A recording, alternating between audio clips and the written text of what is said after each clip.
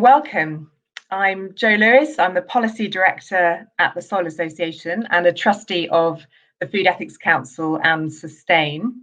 The focus for today's session is nitrogen, the global farming challenge. And I'm delighted to be joined by an illustrious panel.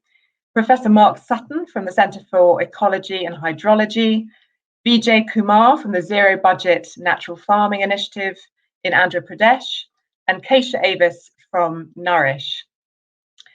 For those who don't know us, we like to say that the Soil Association is the charity that digs deeper to transform the way we eat, farm, and care for the natural world. We're also, of course, widely known for pioneering organic standards and certifying sustainable forests in more than 60 countries globally. Our strategy is all about joining the dots between climate and nature and health. And nitrogen, of course, is an issue that comes strongly into focus when you do that thing. Synthetic fertilisers have initiated a massive increase of reactive nitrogen on Earth, with significant unintended consequences for the climate and nature and health, which now need to come into focus in the lead up to COP. So in this session, we will set the international context around nitrogen. We'll hear about practical solutions that enhance resilience from a major farming initiative in India, and we'll explore how practice can influence policy in the lead up to COP26. But first, let me introduce Professor Mark Sutton from the Centre for Ecology and Hydrology. He is the chair of the International Nitrogen Initiative. He led the first European nitrogen assessment in 2011. Since 2012, Mark has worked with the United Nations Environment Programme on nutrient management, and he contributed to the recent UN Colombo Declaration on Sustainable Nitrogen Management. Over to you, Mark. Okay, thank you very much, Jo. And so shall I go and share my screen now? Yes. Okay, no problem.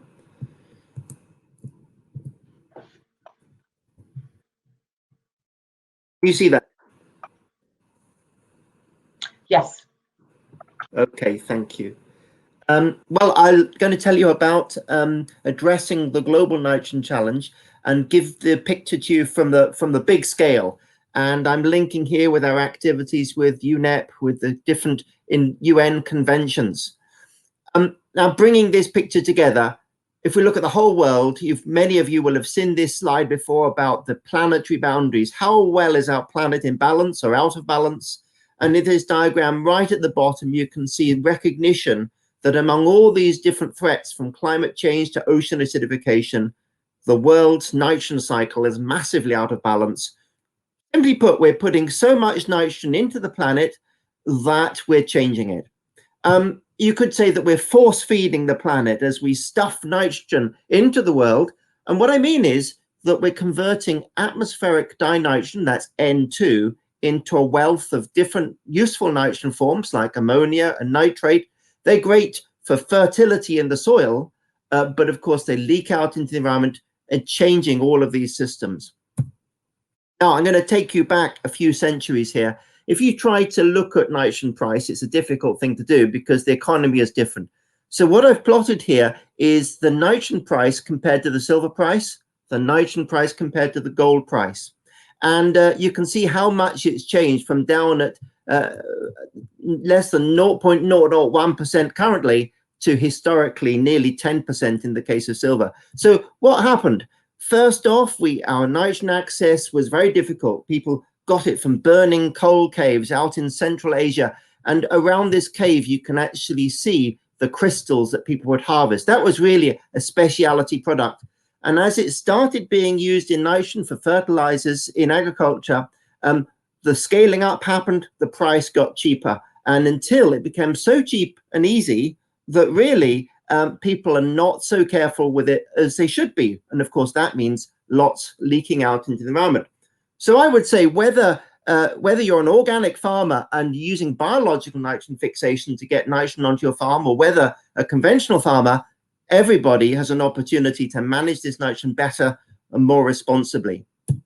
So why nitrogen? Here's a whole range of threats. It's contributing to particulate matter in air quality, contributing to climate change through nitrous oxide, contributing to water pollution, nitrates in the water zone and organic nitrogen compounds.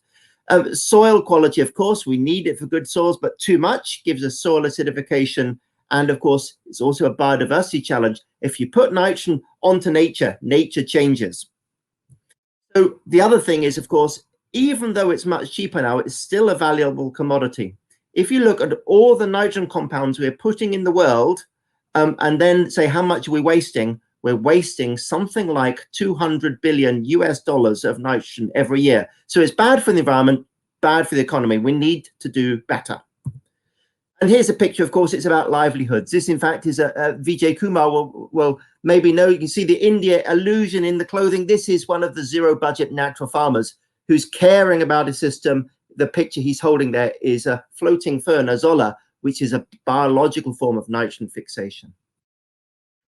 Now, we say that nitrogen is everywhere and invisible across the Sustainable Development Goals.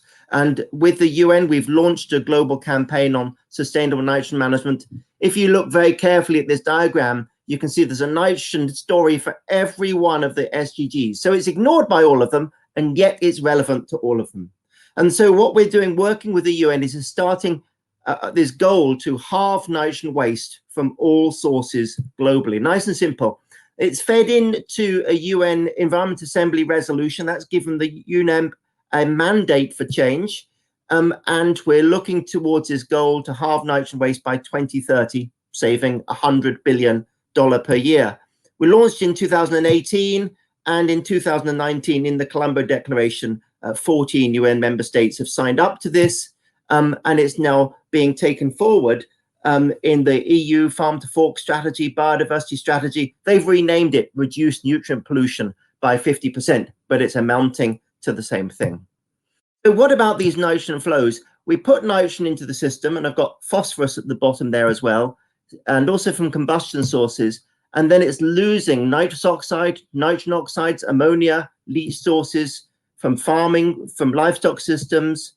Then, of course, it's in the environment, leaking out, compounds reacting, leaking further to the atmosphere until it's eventually converted back to this atmospheric nitrogen. So what you can see from all that is lots of nitrogen forms and lots of nitrogen impacts: greenhouse gas balance, air quality, ozone, etc. It means it's a systemic problem, pan-dimensional challenge we face. Onto a few impacts. Here is a picture of dead and alive sphagnum. It's a peatland in Northern Ireland. Lots of farming around. The ammonia is being lost from the farming, coming down, landing on this peat bog, killing the sphagnum, bad for biodiversity, and of course, bad for carbon storage. This is a really interesting picture. Farmers demonstrating. They're not demonstrating about the economy as such. They're demonstrating about nitrogen. This is the Dutch nitrogen crisis. The crisis is that they're beyond sustainability levels. The EU Habitats Directive says there are limits here. The farmers are saying, no, they want to farm. So it's becoming a real social question, how to manage nitrogen better. On to the costs. One way is just to value the price of nitrogen, like a fertilizer price. And the other is to value what we call externalities, the damage costs for health, ecosystem, climate. We get something like 70 to 320 billion euro a year just for Europe. The world number is, of course, much bigger. And that shows that really there are many reasons for taking action. It's a multi-dimensional problem. It's not just agriculture responsible, wastewater, transport, but the green here on the right, you can see, is very much agriculture is at the heart of the challenge. So on to solutions. And really, we need to move towards a circular nitrogen economy. That means focusing on reusing what we've got, sending it round again, not wasting it. There's two ways to do that. One is pushing on reducing the losses of the reactive nitrogen compounds, but we also want to reduce denitrification as it converts back to N2. So farming is here, better crop management, feed management, animal management, food supply. Our food choices make a difference. More meat and dairy means more pollution. So optimizing our diets, optimizing spatial integration. So mixed farming, opportunity to reuse your manures better. And here's the list: agriculture actions, transport industry, wastewater actions, our own societal choices. lowering consumption of animal protein, and spatial optimization. And we've just actually launched a new UN document with the United Nations Economic Commission for Europe. And if you write that little letters down, ECEEB.AIR119, you can find it on the internet. 74 different options of how to manage your nitrogen more effectively. Now, I think at the heart of my concerns is about manure. And if you think about slurry spreading, this is an old slurry spreader. The technology has been with us for many years on how to do better, but it's not been required. It's a bit like the car and the exhaust pipe. You wouldn't drive a car without an exhaust pipe. Why run your manure without the technology available? So the manure needs to be getting into the ground or under the vegetation, reducing the losses to air and keeping the value. I would say for organic farmers, if you're an organic farmer, do you have a lid on your manure tank? Because you should do. If you can smell it, you're losing it to the environment. So let's finish off. We're working with the UN towards getting all these different intergovernmental conventions working together towards something called the Interconvention Nitrogen Coordination Mechanism. The UN is taking this seriously. Let's see how we can move things forward. So far, we're not yet so involved in the climate COP coming up, but that activity is starting this year. Lastly, here's a really interesting graph. If you look at the total nitrogen waste over the last 50 or so years, you can see how, and I've expressed it in $1 billion, you can see how it's increased, notwithstanding all these wonderful environmental agreements. The amount of nitrogen that we're wasting has gone up. And projecting forward to the future, the pink line is what might happen if we have higher diets with more livestock and dairy products. And what we're aiming for is the green line, to halve nitrogen waste. So that is amazingly ambitious. Can we really achieve it? That must be about getting all the countries working together. So I'm going to frame it, leave it at the end with the halve nitrogen waste goal. It's a challenge to more than double economy-wide nitrogen use efficiency using all the options: crops, animals, food waste, food choice, sewage, combustion. Everybody's got a role to play. We've got to roughly halve the amount of fertilizers produced, saving 100 billion, and obviously massive economic environmental benefits for climate, air, water, health, biodiversity, all linked together. And of course, there's also huge business opportunities. Think about the energy revolution that's gone from fossil fuels towards renewable energy. We need to see that kind of business transformation also in the nitrogen world. So with that, thanks very much.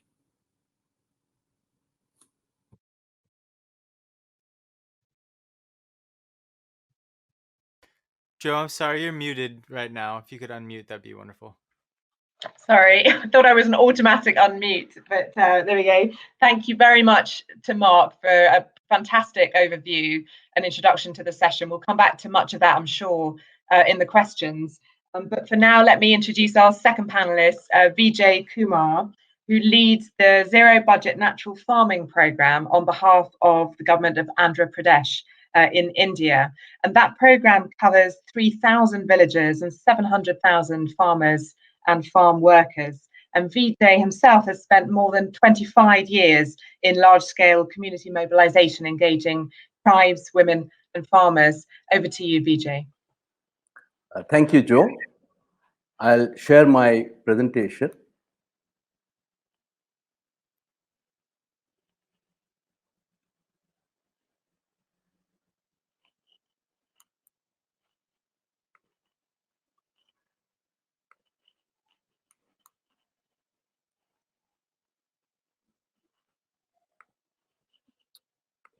Is my slideshow visible, Joe? Yep. Yes, you're good to go. Oh, thank you, Vince. Yes. So as Joe mentioned, I'm Vijay Kumar, leading the Andhra Pradesh Community Managed Natural Farming Initiative. Our objective, our vision, our dream, I would say, is that all 6 million farmers in our state move over to completely natural farming. Mark has already mentioned the dangers of what is happening with the use of synthetic nitrogen, excess use of synthetic nitrogen. So I will not go into this because we all know that the current land management system is completely unsustainable and we cannot afford it. So is there a solution? Can we reverse this vicious cycle? I'm here to tell you, yes, it can be reversed. And the solution is farming in harmony with nature. It is that transformative solution. So what is natural farming? There are universal principles of natural farming, which is in the nature of mimicking what nature has been doing millions of years. And that requires, how do you enhance the photosynthetic rate, photosynthetic capacity of our fields? So therefore, our principles state that the soil has to be covered with crops 365 days of the year, or the living root principle. Crop diversity is critical. Soils should not be disturbed. Integrating animals into farming. Use of biostimulants to catalyze the microbial activities, increasing organic residues on the soil, use of indigenous seeds, pest management through botanical extracts, and no to synthetic fertilizers and pesticides. I'm sure Mark will be very happy with this recommendation. And in India, the biostimulants are basically the catalysts which are enabling a very seamless transition to natural farming. It starts with microbial seed coating. These are made from dung and urine of cattle, and other compounds are added. Soil microbiome amendments, botanical pest management formulations, and biological foliar sprays. So this comes under the biostimulant window. And what happens if you do all this? If you follow principles of nature, mimicking nature, so once you accelerate the root exudates in the soil, you are also enhancing soil carbon sequestration, addressing a climate issue. You are enhancing water holding capacity, therefore you require less external irrigation. And then the soil becomes porous thanks to the increase in the mycorrhizal fungi and other microbial structures. But coming to the subject today, that we believe very strongly that you do not need to add even a single gram of nitrogen or phosphorus or potassium, the synthetic forms, externally. These processes of nature ensure effective nutrient absorption or by the plants by enhancing soil biology and microbial diversity. So the plants get all the required nutrients, not only NPK, but 20 others in the right quantities and at the right time. So the solution to ensuring that we are all not poisoned by synthetic nitrogen is there, just below our feet in the soil itself, the way we manage soil. Now the question is, does it work? Now, for that, I just want to tell you that we have now close to 1 million farmers who will be testing these principles. So, no program can scale up from 40,000 to 1 million in 5 years if farmers are not satisfied, if these principles are not working. So, what we realize is we have a technology, we know it works, and you don't need any synthetic nitrogen to be added. But how do you take the technology to the people? How do you bring about this behavior change? That is the difficult part, rather than the technology per se. We believe the technology that we already have has been around for some decades, is very robust. But what is missing is taking it to the farmers, and we have to tackle with a mindset issue. Because of the addiction to synthetic fertilizers, farmers have come to believe that it is not possible to get rid of synthetic fertilizers. So the way we see that as the biggest obstacles. Then of course there are vested interests. There's also lack of proper extension system to make this happen.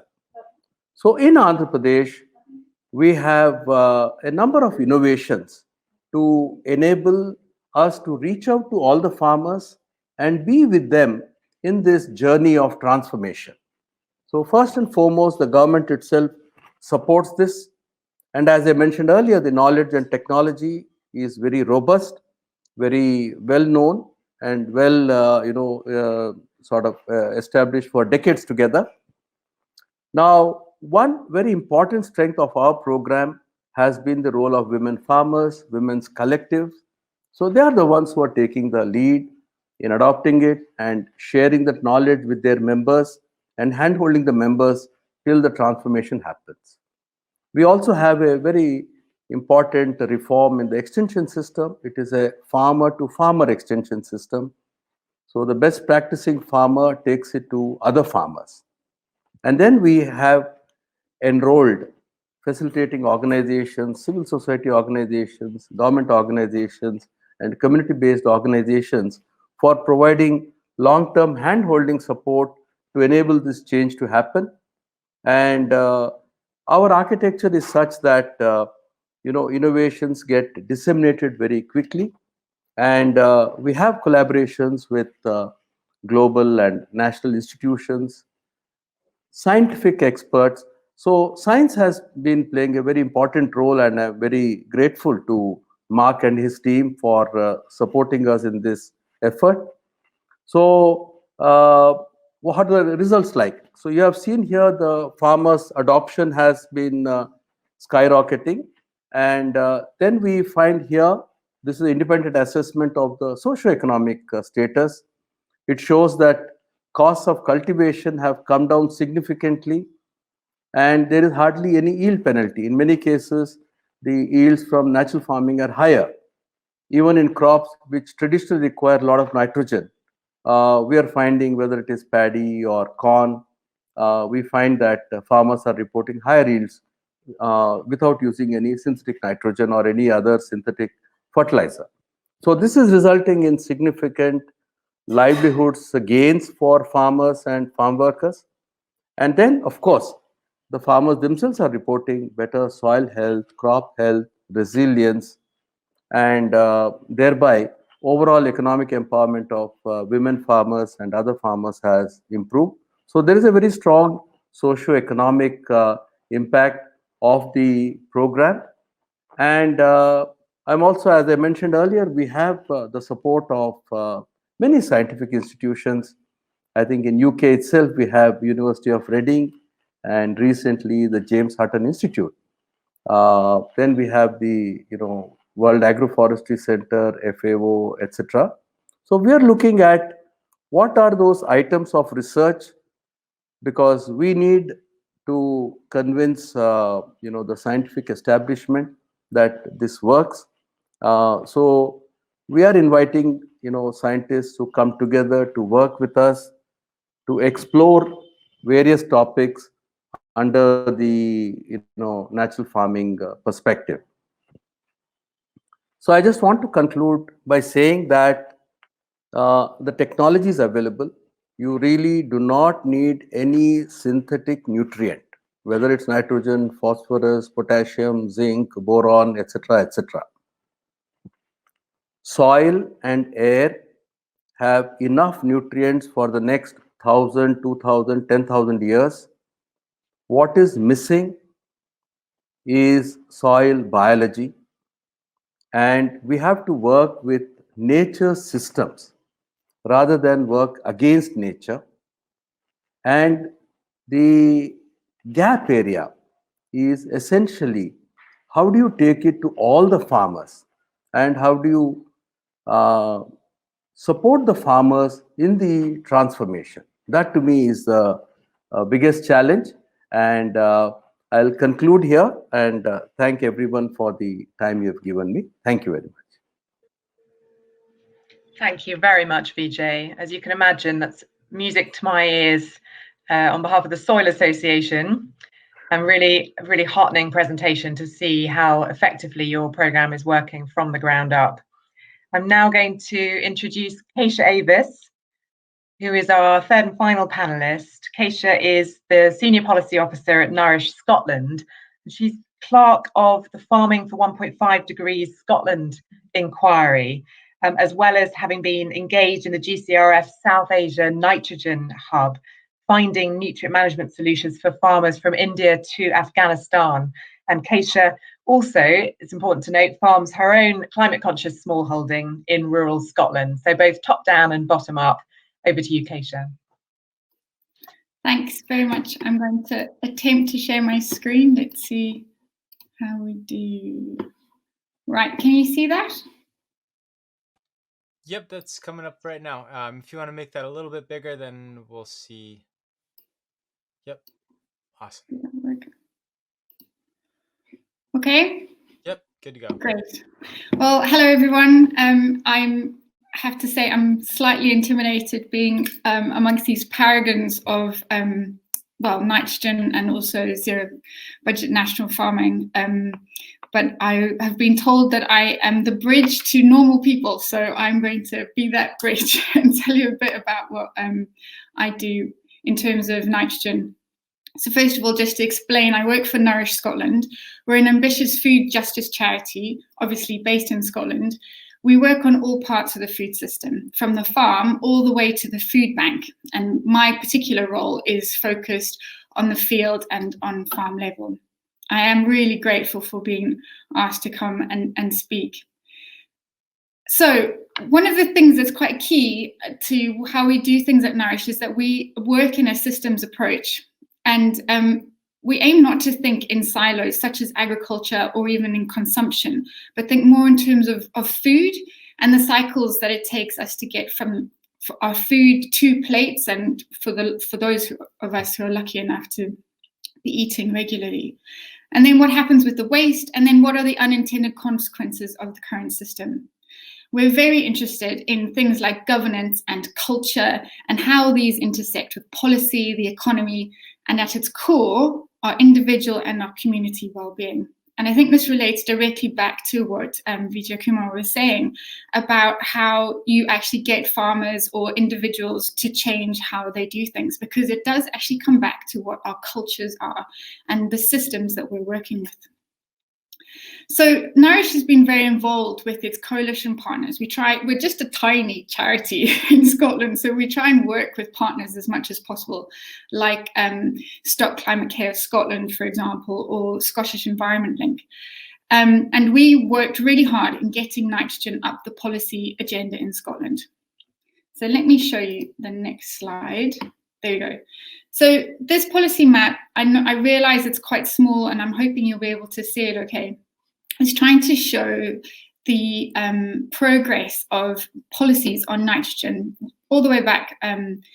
We start here with 1995 to today, and we started with the EU Water Framework Directive back in the good old days when the UK was part of the EU.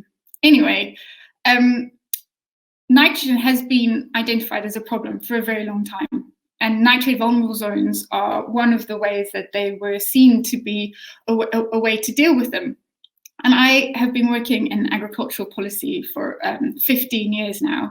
And I used to work back on NVZs in Brussels 15 years ago. And my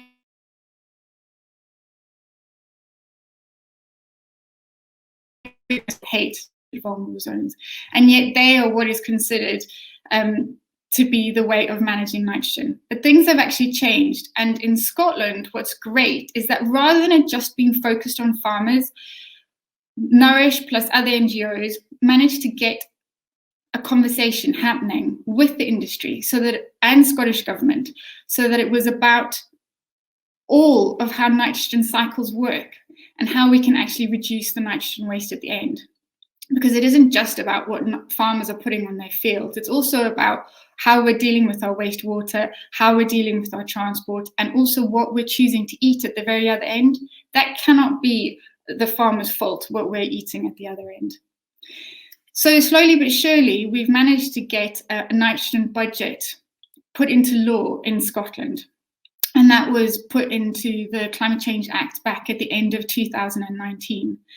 And the nitrogen balance sheet, that sometimes is called nitrogen budget, nitrogen balance sheet, is going to be showing, and I can show an example of, I think, what it's going to look like, if the screen will work. Oh, goodness me. Next. There we go. Here we go. So this is an example of what the nitrogen flows are going to look like. So that it's not just about farming, as I was saying before, but about how nitrogen is being used in total. And then we can start identifying where we need to put the most amount of pressure on to reduce the nitrogen waste. At the moment, according to the figures we put back to the UN climate change requirements, the sources of nitrous oxide in Scotland, which is the graph up in the top corner, you can see that agriculture is the biggest example of that. So it's certainly something that has to be dealt with. But I was just in an earlier meeting with Farming for 1.5, and there was a bit of chat in the comments section about how nitrous oxide is so important and needs to be made more of. And in the Farming for 1.5 report, we have recommended that there is actually a ceiling come up with for nitrous oxide. And interestingly, I think it will be very interesting to see how it connects with the ceiling that we're recommending for methane. Because if there is a reduction in methane, which may involve a reduction in total cow numbers or total livestock numbers in Scotland, that can actually also reduce the nitrous oxide emissions. These things do work in parallel, and it's worth remembering that they both have issues to play. Of course, not all nitrous oxide is coming from animal management or manure management. It also comes from synthetic fertilizer put onto barley, for example, that's creating the whiskey that so much of the Scottish agricultural sector is based on. So it is something that all of us have to play a role in. The thing is, though, is don't forget, it's not just the farmers who are growing the barley who get money out of the Scottish agricultural system or even alcohol system. It is also us who enjoy drinking whiskey back at home or beer. So it isn't anyone's fault. We've all got to be part of the solution. So let me show you my next slide. So Mark very briefly mentioned the nitrogen, South Asian nitrogen hub, and I'm very pleased to be part of this group of researchers. This is me with a fantastic Sri Lankan traditional dancer at the Colombo Declaration back in 2019, and a picture of all of the different varieties just of rice that they had in Sri Lanka. It was a fantastic opportunity for me to meet farmers and people who are involved in nitrogen in South Asia. These are 8 countries that have a lot of similarities, but a huge number of differences. But South Asia is a particular hotspot for nitrogen waste. And because so much of what we eat comes in from South Asia, it is actually something that affects us all. I think what I learned most, though, about that particular trip was about how farmers in Scotland and farmers in India, farmers in Sri Lanka, and farmers in Bangladesh have a lot of very similar issues that they're dealing with. And just as Mr. Kumar was saying, that it is actually a mindset issue when we come to nitrogen. And in our Farming 4.5 work, which is what I'm going to show you next, culture change is actually, as a phase 1, we see as the most important thing to take farmers and actually us as society on this journey to a more sustainable future. It is so interesting that in Scotland, 50% of the nitrogen that is put on farm is wasted at the other end of the process. And when I've talked to farmers about this, they say that's rubbish. There's no chance that that could be the case. That's money that's been wasted down the drain. And I then come back with the question, well, do you test all your fields? And they say, no, I don't need to test my fields because I know what's happening. But actually, everyone needs to test their fields. If you're putting nitrogen on it, you need to know how much nitrogen you need to put on your ground. I listened to a fascinating piece by the Vice President of NFU Scotland at the Scottish Climate Assembly on Saturday. And he was saying how on his farm over the last 5 years, they have put into practice this cycle of testing each of the fields, because it is a big job. It's not just something you can go out and do in a day. You need to test every field and sometimes bits of your different fields to see where the nutrients are. And he's actually started reducing or taking completely away the phosphorus that they were putting on their soil because there's too much of it. And that will also impact the amount of inorganic fertilizer that is being applied. So it is a culture change that has to happen from the top to the bottom, you know, the top farmers as well as the farmers who just do it at a weekend like ourselves. And it is something that is going to take time, but it also needs support. But I think what's great is that there is an opportunity for huge change. And as a Nourish representative, I think it would be amazing if Scotland was organic like Andhra Pradesh. I think that would be a massive advantage. So finally, my last slide is about COP. Nourish is working to make food a much bigger issue at COP. I don't think we're ever going to be big enough to make ministers watch us, but we are trying to be big enough to make normal people realize how climate change is actually important to what they do and how what they do is important to climate change. So we have two I suppose, activities that we're running. One is the Declaration on Climate Change and Food, where we are getting cities to recognise how important a role they can play in bringing climate change and food up the agenda, because of course our cities are where most of us are eating. I'm very lucky in that I live in the middle of absolutely nowhere, but where we've got 3/4 of the world's population in cities, actually what cities' policies are in terms of how they're procuring their food does directly impact the nitrogen and the other wastage that is going to be part of the system. We're also creating dialogues between farmers and cities so that we can make those direct links. And it is at these dialogues where we're hoping nitrogen is going to prove to be an interesting topic.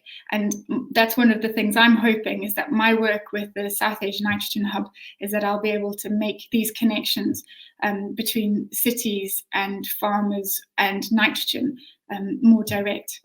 I suppose the main problem with nitrogen as a topic is that it's really difficult, and human beings generally, when something is difficult, they either choose to ignore it or they choose to make it binary, so make it really simple. And you just can't do that with nitrogen. And actually, you can't do that with climate change either.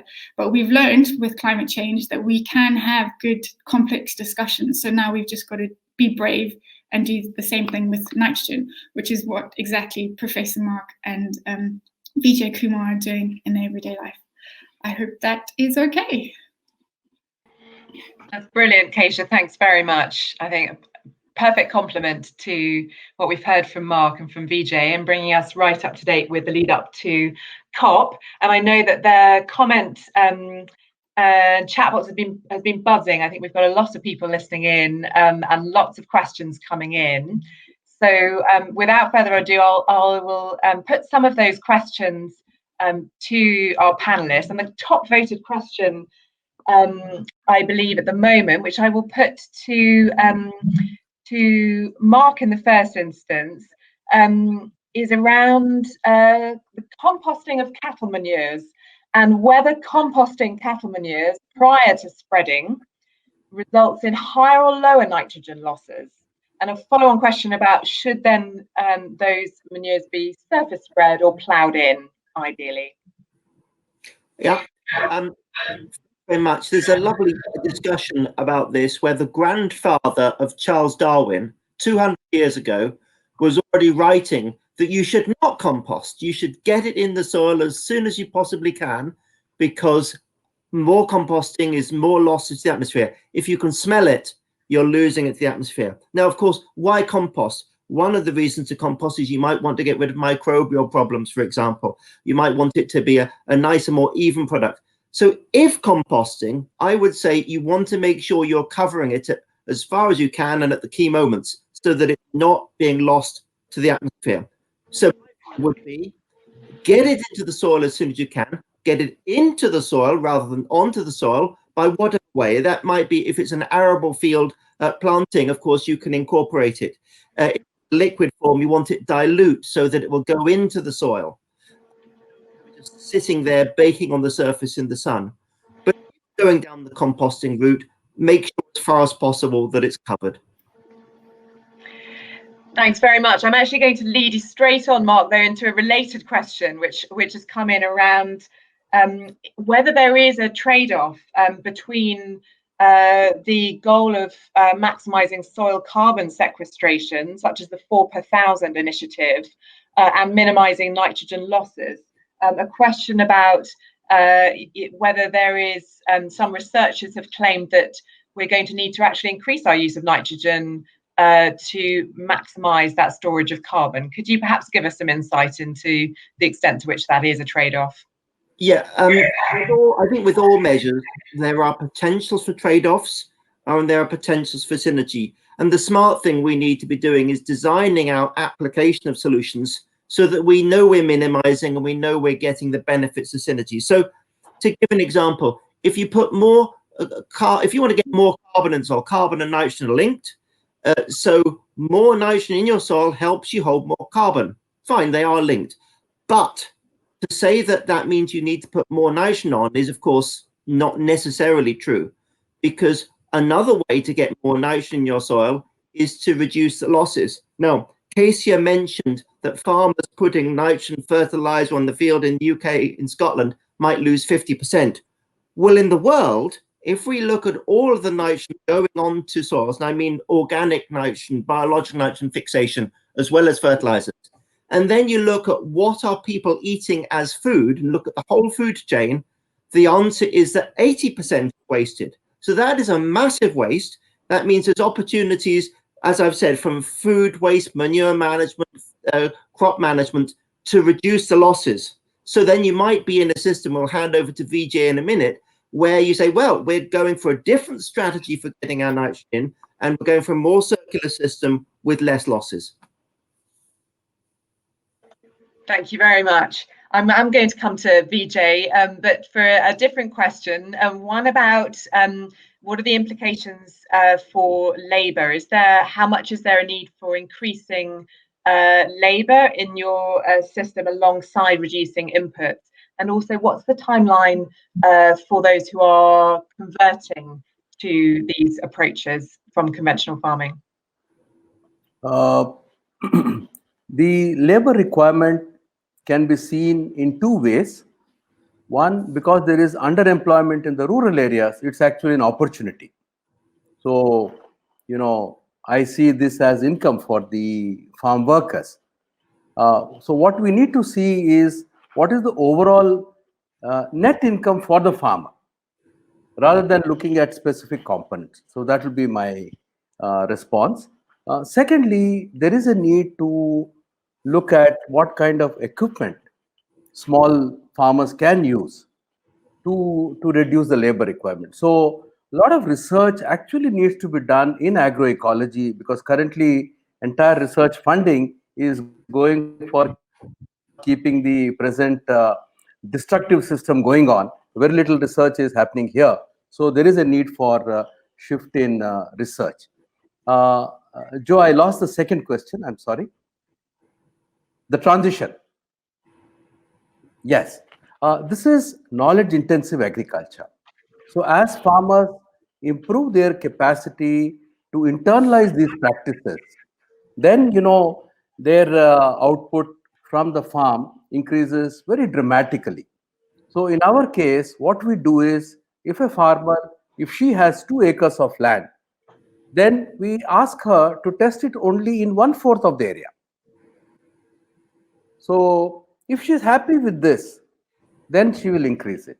What we see is year 1 itself, the cost of cultivation comes down very drastically. The yield reduction is not much, depending on how well they have understood these practices. So I would say the journey is between 3 to 5 years, but at no stage do farmers make losses. So it is in 1 second, if you can call it a pain-free journey. But then there are a lot of fights within the household. The wife wants to do it, husband doesn't want to do it, son wants to do it, father doesn't want to do it. So these cultural issues, I tell you, are the most difficult ones to tackle. So that is, rather than the technology or the practices, those are not the issues. These are more difficult issues. Yeah, that was very striking from what you said. It's the mindset is the biggest challenge. And Keisha, you again were saying it's culture change that we need to put at the top of our list. And we've had a question really about that culture change challenge, really particularly about the difficulty of engaging with family farms where generations may clash. How do you overcome that challenge where within family farms where some generations might be more willing than others?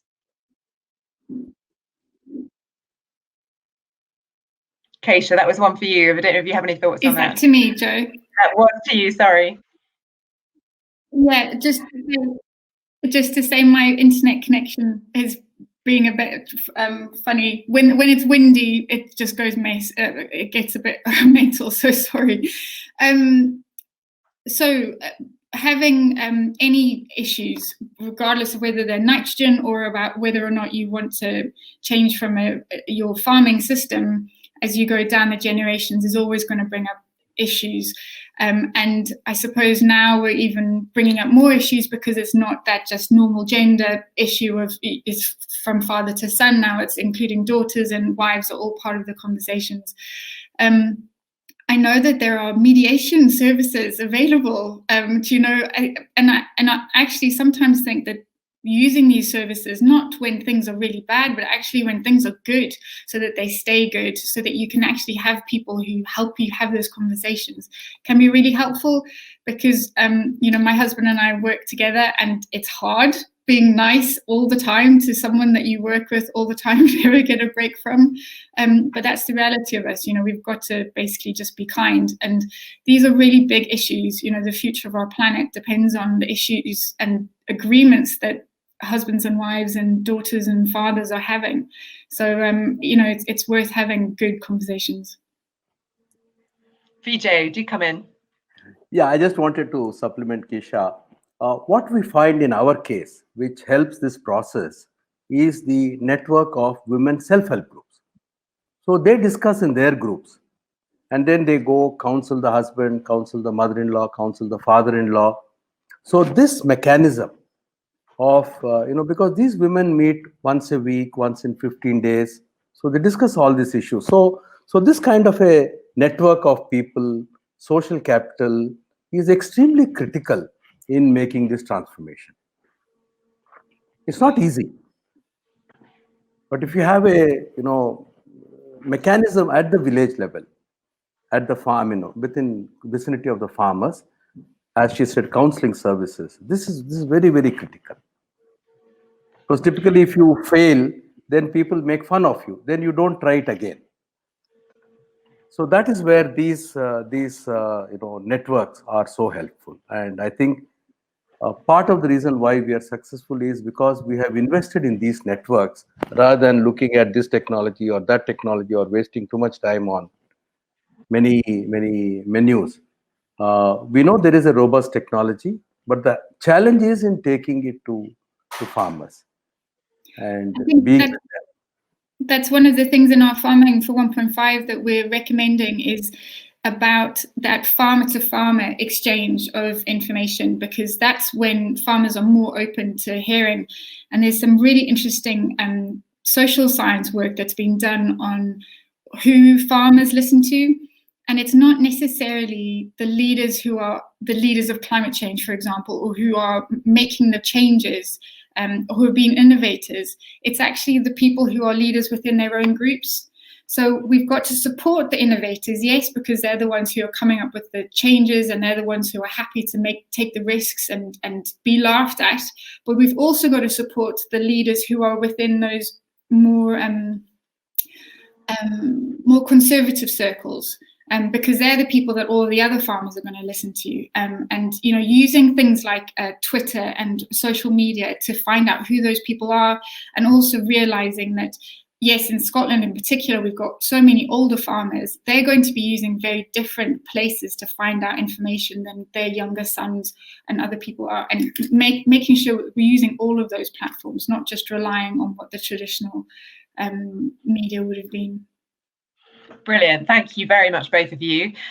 Mark, another one for you, which is lots of supporters for the wish being expressed that we would touch on humanure, so sewage, and it's as part of the goal of halving nitrogen waste. What priority needs to be given to measures around human waste? Yeah, I'm very enthusiastic about this. In particular, if you think of the way the nitrogen cycle works, and think of the way we're doing, even in Scotland, wastewater treatment, and of course recognizing the world is a very diverse place, but essentially in Scotland we send all our manure down a pipe, human manure.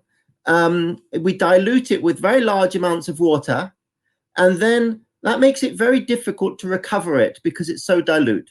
And having done that, we then put it in a sewage treatment plant, which converts all the nitrogen resource into pure atmospheric N2, i.e. destroying a resource. So we're spending money to destroy a resource. Now, this is not a circular economy. And so what is the future? The future for us, at least, should be finding ways to restructure our wastewater systems towards more concentrated solutions. That might mean redesigning the flushing toilet. Now, they're doing that in some countries in Europe with low flush toilets. It means out of it is coming a more concentrated solution, easier to recover. And secondly, in processing a human excreta, not to focus on denitrification, that conversion of N2 resource into N2 atmosphere, nothing, but to focus on recovering it. Now, we're seeing that starting, but it's hard to change the system because sewage systems are so expensive. And that means that investment is needed to catalyze change, just like as I said, has been done in the energy world for green energy. We need green sewage, the sewage that's going to contribute to a circular economy. Now, that's the Scottish situation. It may be that Vijay can tell us more about the situation in India or elsewhere. But of course, in rural systems and in many countries, the challenge is to have any recovery system at all. And in fact, the stuff just goes down the river. But we would not like it to be going down the river. We need to, of course, understand and deal with the social barriers, as you've just been talking about, why people don't want to touch manure. That has to be dealt with. But essentially, we need to find ways to make it safe, ways to recover it and get it back in the soil. Thank you. Can I ask a question, perhaps to all three of you? We've heard about, again, some of the support that can usefully come in to support greater take-up of sustainable farming practices, minimise nitrogen waste, nitrogen losses. In India and Andhra Pradesh, that's clearly farmer extension, supporting farmer extension is a very important part of that. In Europe, again, redesigning farm support, public subsidy is part of that. But is there also a role for the polluter pays principle? Is there a need to consider to internalise those externalities, the role of nitrogen taxes? Perhaps I'll come to Keisha first on that, because is it a logical next step beyond the nitrogen budget in Scotland? Oh, that's a really difficult question, Joe. Because I generally agree with the polluter pays principle. However, in this particular example, and I think this relates to the carbon tax on meat as well, is the polluter the farmer, or is the polluter the person who's eating the food at the end of the day? And I don't know who to put that blame on. At the moment, what I actually think needs to happen before we start talking about polluter pays principles is to get our training up to scratch. It is too often that the yield is your main focus if you're a farmer, instead of your profit. And if we're actually thinking about your profit and how productive your farm is and how that money is then paying for the stuff you want, rather than you being able to compete with, I've got 6 tons per hectare versus my neighbour's 7 tons per hectare. That I think is actually more important. We cannot carry on this blame game, though, and that's where I worry about the polluter pays principle. There are so many farmers who are not making ends meet, and if we just put more taxes on them, we're yet again blaming them for something that is a societal problem. It's something we've all got to be trying to deal with. And I think what my suggestion would be here in Scotland anyway is that we completely kick out the NVZ's program, and that we use the new nitrogen balance sheet to create a Scotland-wide, industry-wide, all industries, all society-wide policy, rather than it being seen as something that we're just hitting farmers with a stick for. Thank you. Vijay, do you want to come in on that one? Yeah, I would suggest something else. I would say let us incentivize farmers for ecosystem services, because currently they are very unwitting polluters, because the knowledge that has been given to them and their fathers is that you have to put this poison to get food, not realizing that the poison has got into the food. So it's not their fault. It is the way in which the message has got. But if we go now saying that, look, this is leading to these consequences, but there is an alternative way, and you are saving water, you are protecting soil, you are protecting future generations, you're protecting biodiversity. The quality of food is so good that food actually becomes the starting point of your health, rather than food becoming a source of disease. So if there is a way of incentivizing, calculating these benefits, and then paying farmers for these services, I would support that. Thank you. Mark? Yeah, I think the conversation is clearly about money, and I emphasized money in my presentation. So I think that's good that it is about money, but the question about a tax, everybody hates a tax, and not only that, people hate regulation. One of the things I've seen in my years of engaging with Brussels and Geneva is that the moment there's a conversation about regulation, everybody's backs get up, and all the farmers' unions come in board and say, no, don't do anything. And it polarizes the debate. And so that's actually a rather negative thing. And I think, as Vijay and Keisha have hinted, we need more positive ways. Now, the reality in Europe, in UK, is that we are not taxing farmers. We do fine them if there's water course problem, that's polluter pays, but not for air, not for climate. But what we are doing is paying farmers.